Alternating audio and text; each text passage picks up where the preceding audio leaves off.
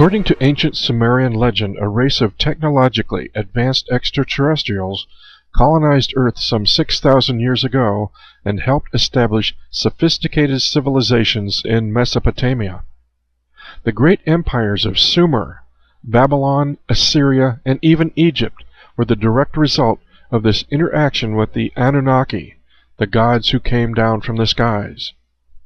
This ancient aliens account has been popularized by the scholarly research of Zecharia Sitchin in his book, The 12th Planet. However, noted Celtic researcher Michael Tessarian suggests that although Sitchin's translations from Sumerian cuneiform are accurate, he speculates that the Sumerians themselves may have deliberately altered this story. His alternative view suggests that a great galactic war may have forced the Anunnaki to seek refuge on our little planet many thousands of years earlier than the Sumerian account implies. And as well, Tessarian claims that the great mythological empires of Atlantis and Lemuria were actually the original Anunnaki colonies. It is believed that these space invaders possessed amazing supernatural technologies described as genetic engineering, mind control, weather manipulation, interstellar spaceflight, nuclear weapons, and even the capacity to destroy celestial bodies. In other words, technologies at least comparable to what modern civilization has virtually duplicated here in the early years of the 21st century. Tessarian's account describes the Anunnaki as a highly aggressive reptilian humanoid race that genetically engineered a slave race out of the indigenous humanoid creatures of Earth. These hybrids became known as the Elohim. However, possessing the high intelligence from their portion of Anunnaki DNA, these Elohim eventually rejected their slave status and established an independent culture of their own in an uneasy truce. But eventually a conflict erupted between these cultures that escalated into a devastating thermonuclear war that laid virtually the entire planet to waste. The epic poem of Vedic antiquity, called the Mahabarata, describes these wars, telling of deadly Brahma weapons that decimated whole armies with a flash of fire as bright as 1,000 suns, leaving survivors to die days later of a horrible sickness, an uncanny likeness to the effects of modern atomic radiation poisoning. The myth of the lost continent of Atlantis is but a fragmentary description of this great war. According to Greek philosopher Plato's account, in a single day and night of misfortune, the island of Atlantis disappeared into the depths of the sea. A civilization possessing weapons of mass destruction at least equal to or even surpassing technologies we know today was utterly destroyed. The long march of human history, recorded since that mighty catastrophe, marks the slow restoration of those long-lost alien sciences.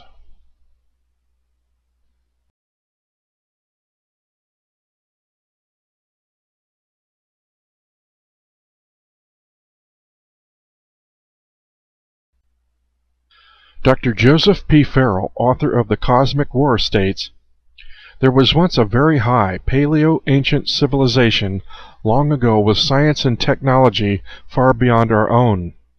That civilization was interplanetary by extent. It existed in our own celestial neighborhood, it fought a war and blew itself apart, and as it was doing so, realizing that it would lose all of its high science, it initiated efforts to preserve it.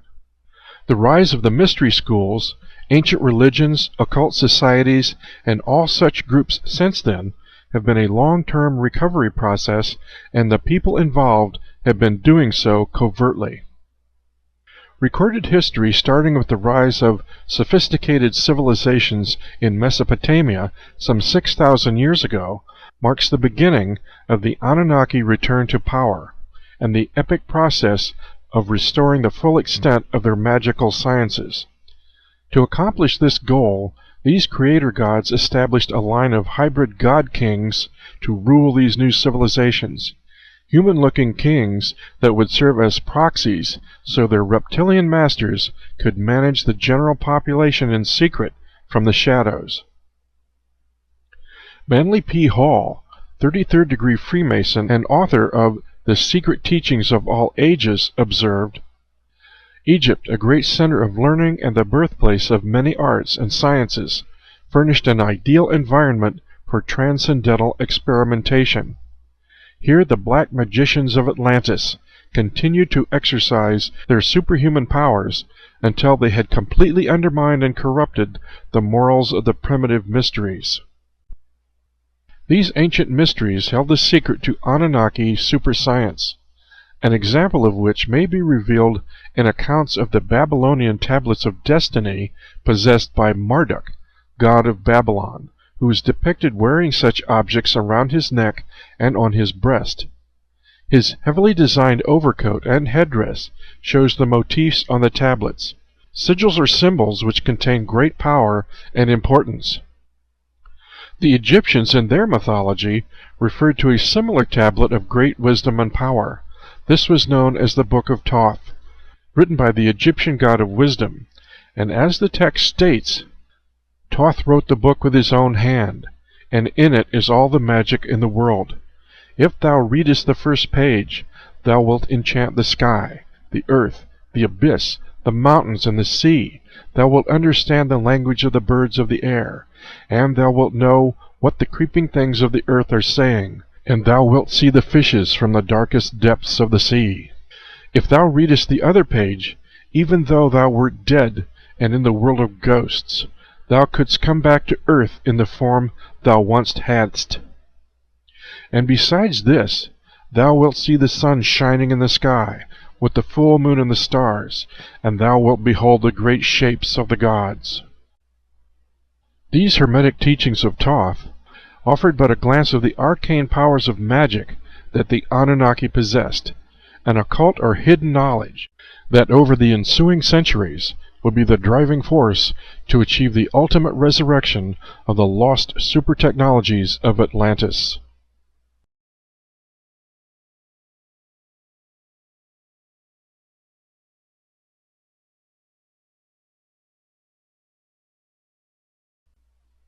Perhaps the most basic fundamental concept of ancient Hermetic science was the understanding and manipulation of ether, the knowledge that an invisible energy permeates the entire universe.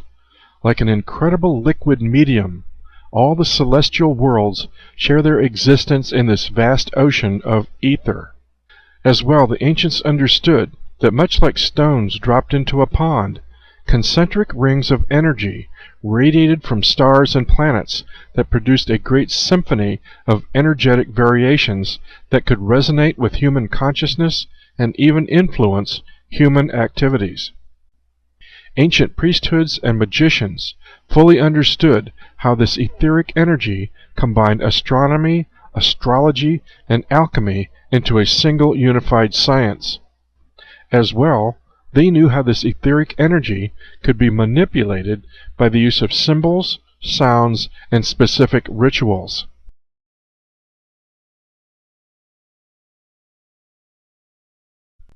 A particular technique for manipulation of this etheric field was known as the Kabbalah. At the beginning of the 6th century BC, a great portion of the Jewish population was conquered and exiled into Babylon by King Nebuchadnezzar, where they would remain for nearly half a century. During this exile, a faction of the Jews adopted the Babylonian system of magic and sorcery. These Jewish heretics rejected the God of the Old Testament because he forbade the practice of ritual magic, and instead they embraced the forbidden knowledge of Babylonian mysticism. In Babylon, these heretical Jews, who refused to purge their religion of pagan influences, incorporated into their Talmudic traditions the adopted practices of Babylonian magic. Yet embedded within this magic were fragments of the secret alchemical science that survived the demise of the high civilizations that had vanished thousands of years earlier. A systematized version of this Babylonian magic later transcribed by Hebrew priests came to be known as the Kabbalah. Over ensuing centuries of Jewish migration, these occult Kabbalistic teachings would eventually spread into Spain and Eastern Europe. The Kabbalah itself was just a few pages long, but it contained descriptions of a spherical Earth, parallel universes, and the atomic nature of matter, ideas that would become common doctrine amongst modern physicists and astronomers. The Hebrew Kabbalah is written in code. Codes are used to conceal multi-layered, complex information, which would later be studied by medieval alchemists. Sir Isaac Newton and many leading scientists studied the rich occult sciences within the Kabbalah.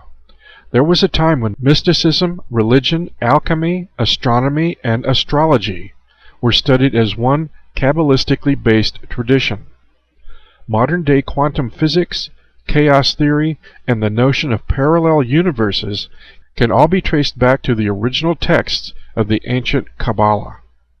The Hebrew Kabbalah's highest black magic secret is that physical matter can be transformed molecule by molecule by the use of incantations of ancient Hebrew letters and numbers, and that the nature of reality is really an illusion.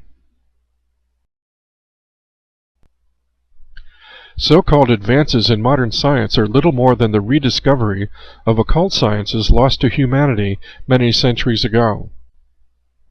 The ancient fundamentals of etheric manipulation were fully described by the famed inventor from Croatia, Nikola Tesla, as recent as 1908. Every ponderable atom is differentiated from a tenuous fluid, filling all space merely by spinning motion, as a whirl of water in a calm lake. By being set in motion, this fluid, the ether, becomes gross matter. Its movement arrested, the primary substance reverts to its normal state, stillness. It appears then possible for a man through harnessed energy of the medium and suitable agencies for starting and stopping ether whirls to cause matter to form and disappear. At his command, almost without effort on his part, old worlds would vanish and new ones spring into being. He could alter the size of this planet, control its seasons, adjust its distance from the sun, guide it on its eternal journey along any path he might choose through the depths of the universe. He could make planets collide and produce his own suns and stars, his heat and light. He could originate life in all its infinite forms. To cause at will the birth and death of matter would be man's grandest deed, which would make him the master of physical creation, make him fulfill his ultimate destiny.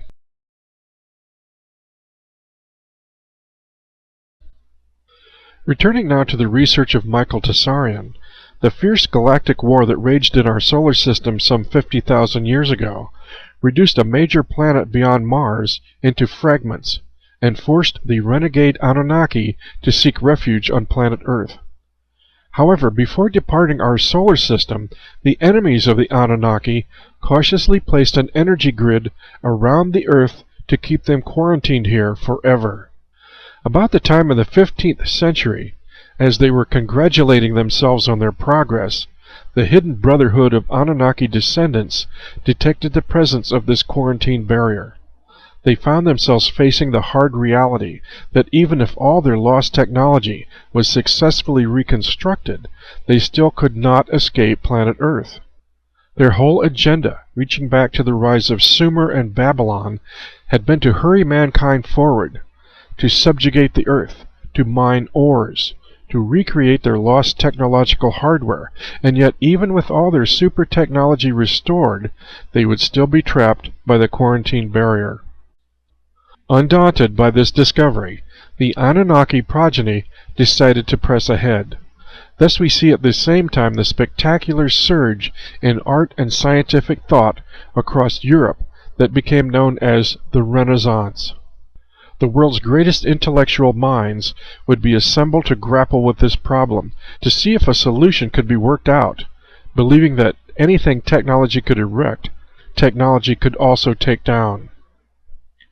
If you look at history properly from just this single agenda, the exponential rise of scientific intellect for the last 11,000 years has been to raise a new technology that will enable the surviving generations of the Dark Brotherhood to ultimately escape this planetary quarantine.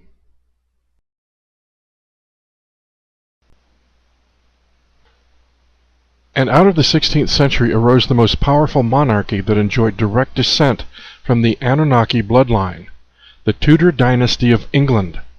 The word Tudor comes from the word tutor, which means teacher, the educated ones with knowledge.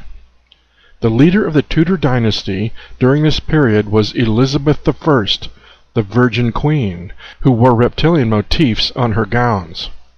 And it was under her reign that the problem of the quarantine was secretly undertaken. The person who Elizabeth placed in charge of this research was her court astrologer, Sir John Dee. Dee was the founder of Enochian magic, an occult practice by which one can talk to the secret chiefs beyond our world. John Dee originally formed the British Secret Service, and his personal code was 007. The royal political elite, such as Emperor Rudolph of Prague and Elizabeth I, employed John Dee to summon the spirits, discarnate entities who, according to John Dee himself, recommended formation of a new world order, where the armies and navies of Great Britain would be sent out to conquer the Americas, India, Southeast Asia, and Australasia.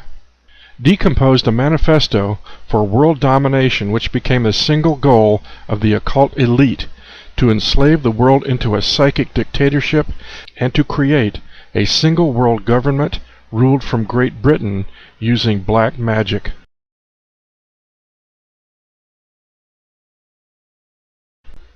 Sir John Dee, one of history's most powerful black magicians, determined that the only way to solve the quarantine problem would be to consult his occult Enochian masters. By using his complex devices of magic and divination and the psychic visions of Edward Kelly, he succeeded in gaining the assistance of fourth-dimensional entities or oversouls. This was not the first time in history such a forbidden rite was undertaken. Such ritual magic foreshadows the severest repercussions on human history. Dee knew that assistance from his Enochian overlords came at a high price, and that price was blood. Blood is spiritual currency. Blood constitutes life force energy. Thus John Dee literally offered up the entire human race as a blood exchange in this great black mass. So desperate was the alien intent to escape Earth quarantine. And for centuries to come, great wars would provide Dee's demons with virtually unlimited blood payment.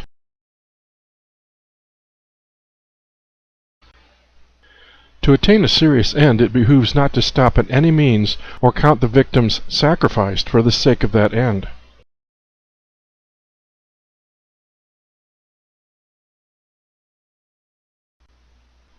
The vast channeled information Dee received explained that there were two fundamental technologies which needed to be mastered before an escape portal could be opened. The first concerned creating matter from energy, revealed in two main stages: the release of energy from matter, followed by the creation of matter from energy. A second fundamental concerned unlocking the properties of the element silicon. Dee realized it would take hundreds of years before human intellect and industry could rise to accomplish these feats.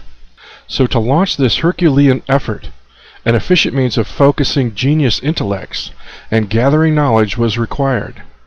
A Manhattan Project style of centralized effort would be needed to manage an operation of such scale. So along with his hidden masters, Dee devised a scheme to bring scholars to one place to study and amass the required knowledge. The gathering places for great intellects would become known as universities.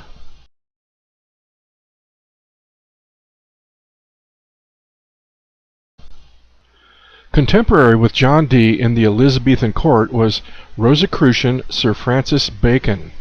who like Dee called for a general and universal reformation of the entire world, a renewal of all arts and sciences. Bacon's book, The New Atlantis, published after his death, described a utopia and a secret brotherhood signified by the Rose Cross, a call to all men of knowledge that united they might perfect a new method of all arts and sciences. Sir Francis Bacon was a passionate proponent of Britain's colonization and development of its recently acquired North American territory of Virginia. In 1606, the so-called Virginia Company was granted a royal charter by King James I, which allowed virtually unlimited power of government in the colony. Bacon had been instrumental in the creation of this charter. Bearing this in mind, it is not surprising that, in his novel, The New Atlantis, Bacon referred to his mythical island, Bensalem, as the Virgin of the World, a fitting analogy to the unspoiled world awaiting in North America. Queen Elizabeth's Tudor Dynasty was served by the pirates, or the pirates, men of fire, headed by adventurers like Sir Francis Drake and Edmund Spenser, leaders of British imperialism.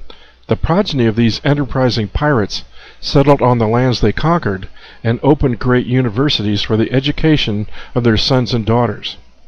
They employed the fraternity structure to ensure that only the chosen would be exposed to the real occult history of the world, and to be groomed as the future leaders and thinkers. Overworld and underworld figures, educated and funded to skillfully lead the rest of mankind down whatever roads became necessary.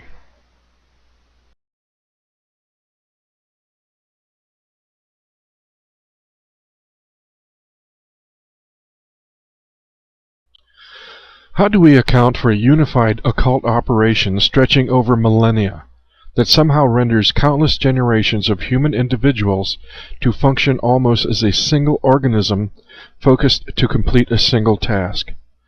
Such a plan seems unthinkable from the minuscule perspective of a fleetingly brief human lifetime. It would seem that such a vast working could only be managed by some superhuman intellect that exists outside of time and space. Many occult traditions which are related to the birth of Freemasonry speak of the hidden masters.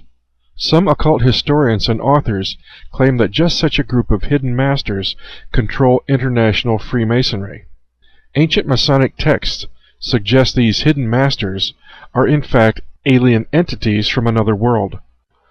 Some Masonic texts state that the secret to control and influence society and politics behind the scenes was passed to the highest initiates of Freemasonry from a race of reptilian aliens who invaded planet Earth and landed in ancient Iraq.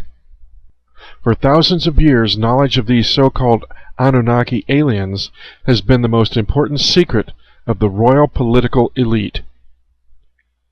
The 17th and 18th centuries saw the intricate expansion of secret fraternity networks throughout Britain and Europe. Occult societies that revered the esoteric knowledge originally expressed in the craft of stone masonry, from ancient Egyptian traditions. Sacred geometry, which comprised the core teaching of any genuine mystery school of antiquity, was incorporated into the design of buildings that enabled them to function as resonant cavities, which were attuned to the dynamic energies that pervade the cosmos. In cities around the world, many famous buildings use sacred geometry designed to create and magnify specific resonances in the etheric field, just like the temples of ancient Egypt.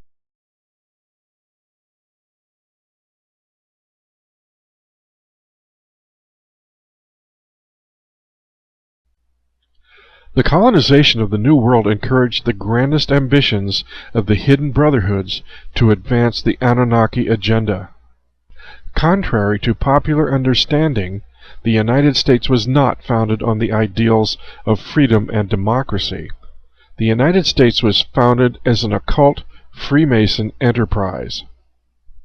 The Freemasons needed a base for criminal activities. American Freemasonry was used in the 18th century to protect organized crime, including opium smuggling, piracy, and later illegal slave trading, and to deceive the public and rewrite history. George Washington tried to restrict the rising influence of the aggressive Bavarian Illuminati, but without success. All Freemason presidents who succeeded him were Illuminati. One of the real causes of the American Civil War was that Freemasons, under Confederate General Albert Pike, tried to establish the world's greatest slave realm, including Cuba and Mexico, calling it the American Confederation, with its capital in Richmond, Virginia. And although the various lodges acted to bring this about, election of non-Freemason and Republican Abraham Lincoln derailed this ambition. Lincoln was voted into office in November 1860 to the great dismay of the Freemasons. Shortly after assuming the presidency in 1861, he was the target of an unsuccessful assassination attempt in Baltimore, Maryland. So Masonic Grand Master Albert Pike then chose another solution, the Civil War, which started on April 12, 1861.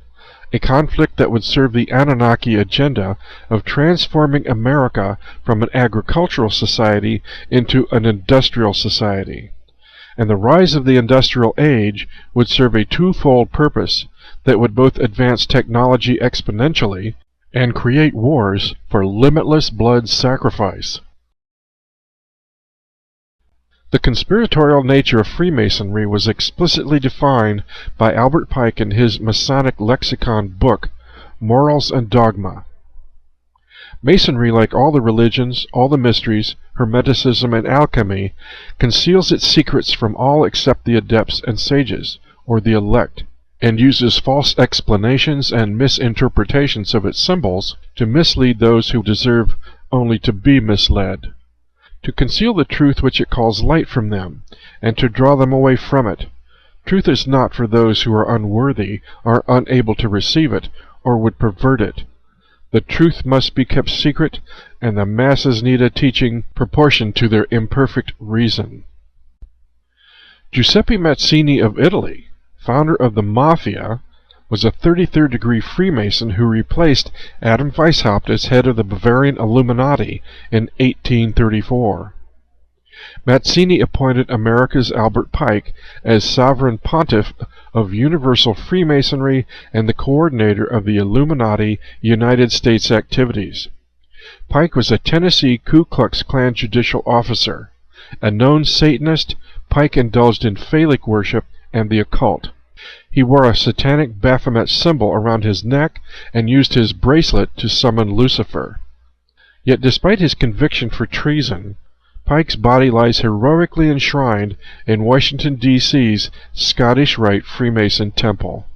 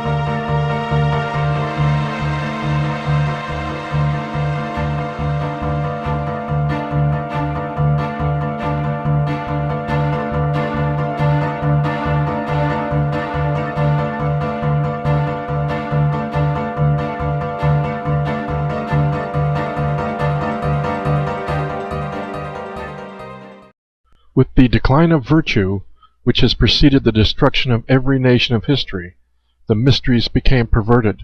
Sorcery took the place of divine magic. Indescribable practices were introduced, and perversion ruled supreme. For no institution can be any better than the members of which it is composed. In a letter to Mazzini dated August 15, 1871, Albert Pike graphically outlined a blueprint for 3 planned world wars.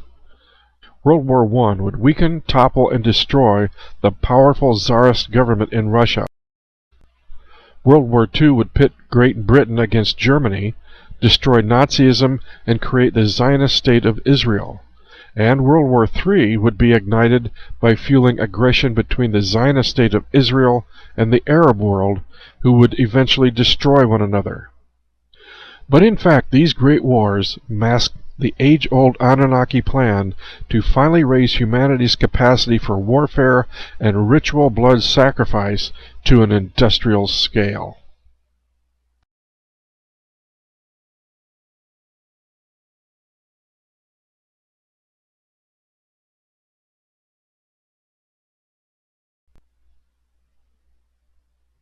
By the 20th century, the great work of Elizabethan alchemist Sir John Dee's black magic blueprint had been successfully realized, spawning vast global conflicts and virtually limitless technological advancement, bringing the occult Anunnaki elite one step closer to their goal of quarantine liberation.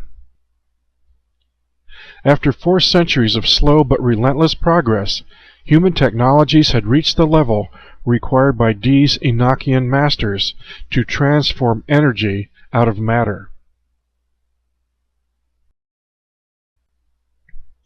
Advanced weapons science spawned by both American and German physicists during World War II had actually accomplished the alchemical quest to unleash the power of the atom, a feat ultimately accomplished with the Trinity atomic bomb test.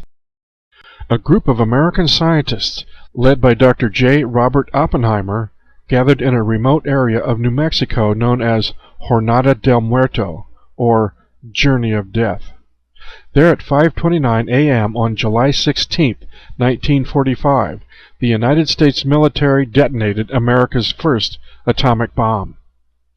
The ancient Brahma weapons, described in the Mahabarata, were restored, and appropriately, Dr. Oppenheimer, the atomic bomb's designer, uttered the Vedic invocation, "Now I am become death, the destroyer of worlds." And following in August, the Japanese cities of Hiroshima and Nagasaki were destroyed by atomic bombs.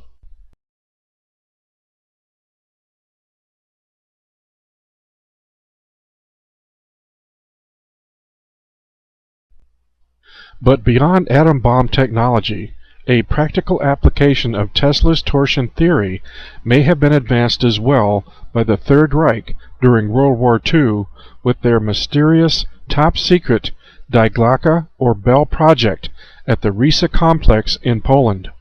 This strange cylinder device generated a tremendous vortex in the etheric field by counter-rotating mercury plasma.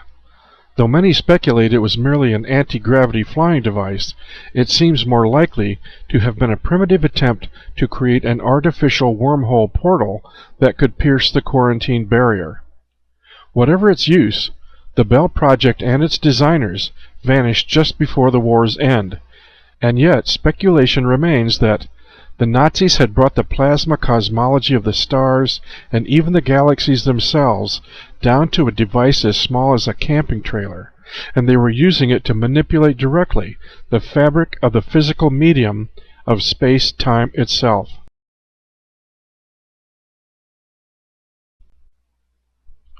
Even today, manipulating space and time is speculated to be the true purpose of the multi-billion-dollar CERN Large Hadron Collider located near Geneva, Switzerland.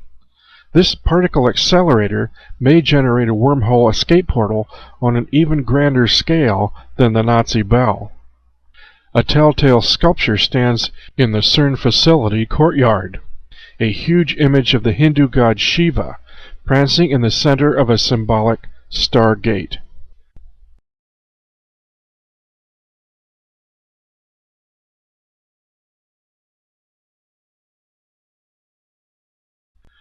But the Bell Project was likely the result of deeper arcane research gained by the Nazi Ahnenerbe Society, the most mysterious organization within Hitler's Third Reich. This society was the only known historical structure engaged in the study of the occult and mysticism to have state funding and support. No organization in the world had at its disposal such a volume of data or had such influence on the development of occult technology as the Ahnenerbe Society. Nazi ideology was based on the theory that in the ancient past there existed a powerful Earth civilization with access to the secrets of the universe. Somewhere encrypted and scattered, this higher knowledge was preserved. Specifically, they were tasked with reviving the superhuman in Germany in their role as ancient Aryan descendants. They were profoundly interested in Atlantis, which their scientists believed to be the native home of the Aryan race. Ultima Thule was the Teutonic name for the mythical capital from which the occult Thule Society took its name. Therefore, the Nazis saw the German people as the rightful heir to legendary Atlantean technological knowledge.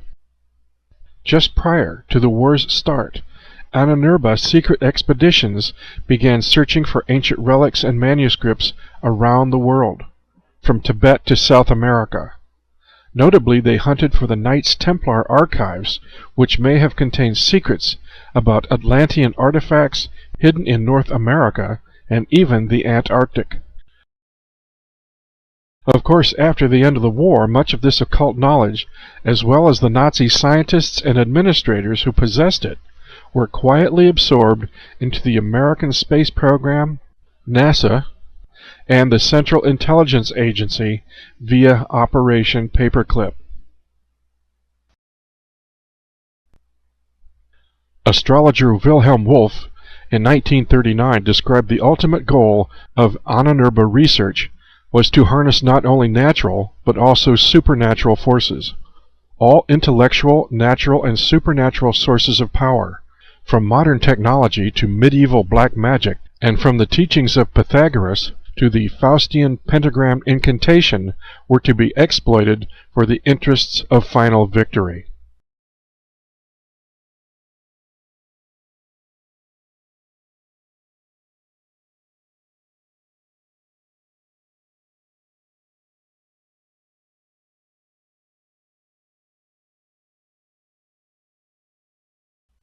It's been more than half a century since the Second World War, but technological and scientific advancement continues to plunge towards some unfathomable destiny with ever-accelerating speed.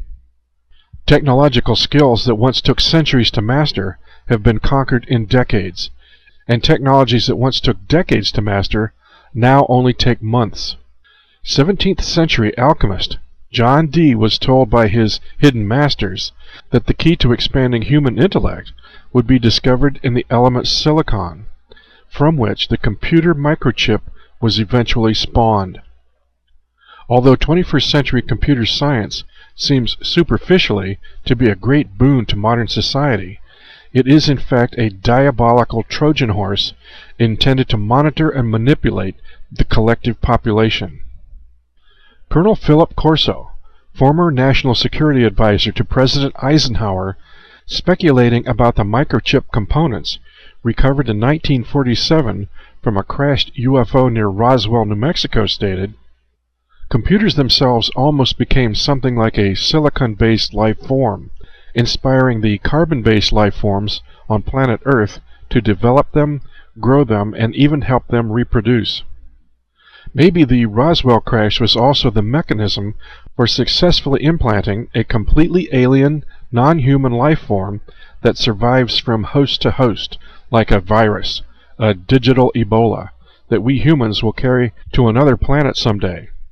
Or what if an enemy wanted to implant the perfect spying or sabotage mechanism into a culture? Then the implantation of the microchip-based culture into our technology by the EBs would be the perfect weapon. Could it not be argued that the silicone wafers we recovered from Roswell were the real masters and space travelers, and the EB creatures their hosts and servants? We are now in the midst of a technological revolution promising to re-engineer our species into immortals, a nexus point called the singularity, a time when artificial intelligence will replace humans as the dominant species of our planet. But is this wondrous program of biological modification actually the latest Anunnaki plan to introduce a cyborg upgrade of their human slave race? In December of 2001, the National Science Foundation and the Department of Commerce organized a workshop to review the impending arrival of what Freemason Newt Gingrich called the Age of Transitions. Concepts discussed at this workshop were published in a report, Converging Technologies for Improving Human Performance, Nanotechnology, Biotechnology, Information Technology, and Cognitive Science. The idea behind this workshop was to set an agenda for the future, the key goal, enhancing human performance, merging human biology with technology, that would lead to a more efficient societal structure. In other words, creating the optimum slave race by eliminating the last vestiges of human free will altogether. Inevitably, this cybernetic enhancement of human performance is sneaking up on society.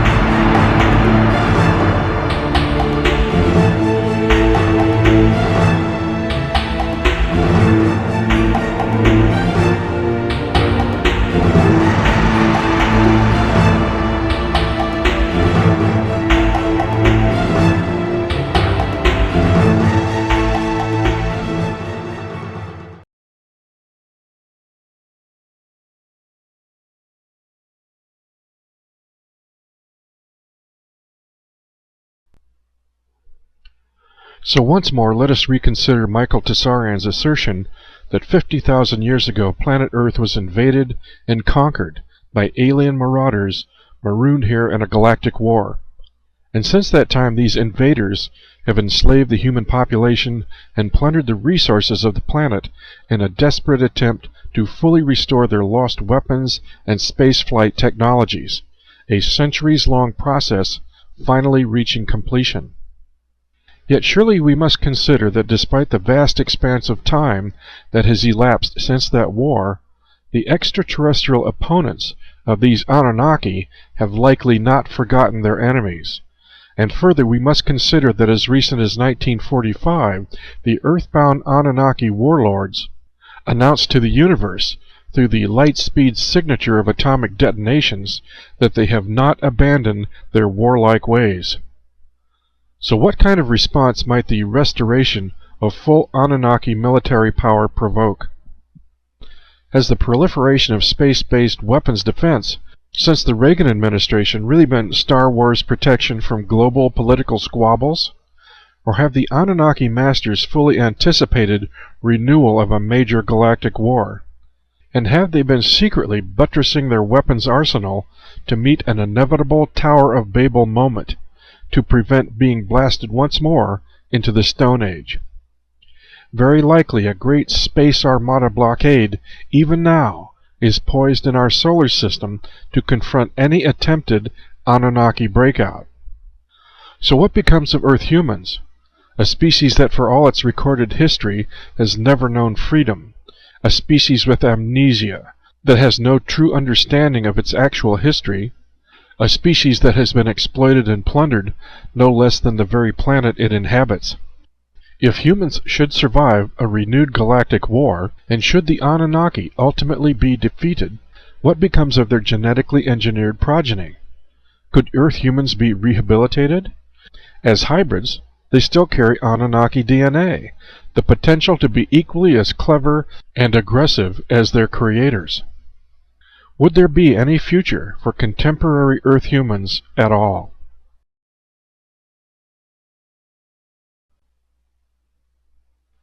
Michael Tessarian summarizes his Atlantis research like this. The Serpent Masters who visited our planet ages ago arrived and took over without permission. They literally invaded our sovereign planet and interfered with the destiny and evolution of the native inhabitants, while possessing no legal status, so to speak. Like many terrestrial illegal immigrants, these aliens had, and their progeny have, no love for the world they occupy. Their treatment of the Earth tells us as much. Their plundering of nations, their decimation of indigenous peoples, and their violation of nature should be taken as ample evidence of their origin. The human victims of the Earth must therefore remedy the injustices perpetrated against them by assertively taking back their power and exercising their birthright as Earth citizens. Men and women have the right to bring justice and even expunge those who have violated the universal laws and human sovereignty, and who themselves have no status or jurisdiction or authority. The so-called controllers, or hidden masters, the secret chiefs, those descendants of the original alien visitors whose influence and machinations have wrought untold horrors on the Earth, have absolutely no legal right to hold their offices, to pass their laws, to exercise command, or to foment wars to slaughter, impoverish, enslave, divide, and mislead mankind. They have no right to interfere in any way with the destiny and evolution of the Earth. Since they have appropriated these rights, they must be held totally accountable for every one of their machinations and crimes. The Anunnaki have not, as some scholars assert, left this planet in the days of old. Therefore, they are not about to return to save us from ourselves. They have never been away, and it is they who have brought the conditions that plague us. To work for their continuing exposure and final elimination continues.